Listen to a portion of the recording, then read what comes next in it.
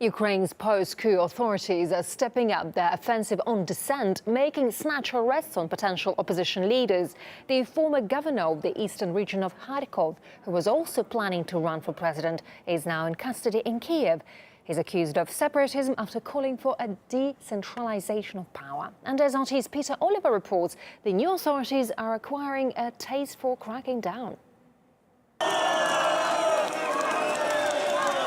Out in defiance at what they see as the occupation of their country. The east of Ukraine has seen large groups demonstrating against the new authorities in Kiev, even going so far as to appoint their own officials. However, in Lugansk, that sparked a crackdown from the authorities,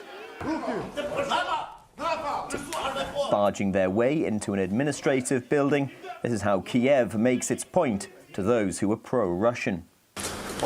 Буде отак кожному подонку, хто за розкол України.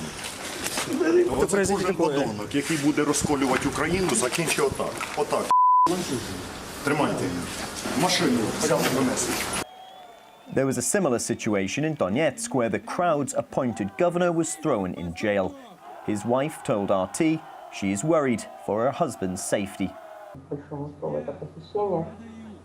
He was essentially kidnapped. There were multiple violations during his arrest. He wasn't told his rights. Those people didn't explain who they were. The person who was in charge demanded to put cameras away. We didn't know where my husband was taken for almost 2 days. Then we were told he's in a pre-detention facility in Kiev. The subsequent appointment of oligarch Sergei Taruta as governor by Kiev hasn't gone down well with people in Donetsk. The arrest of those put forward by the people has led to accusations of double standards directed towards those who came to power themselves off the back of popular protest on Independence Square. What is happening in Ukraine has long gone beyond any legal framework. The central power takeover in Kiev has launched it all, so one should not be looking anywhere for law abidance now. That is, of course, hypocrisy. When the same was happening in the west of Ukraine, the so-called protest leaders were not brought to justice, while in the east and south we now see the opposite picture. Those in power are doing whatever they want. There are definitely double standards and rampant violence. The east remains on edge, with many demonstrators looking at the referendum due for Crimea and calling for a similar vote in their part of Ukraine. Peter Oliver, RT, Donetsk, Ukraine.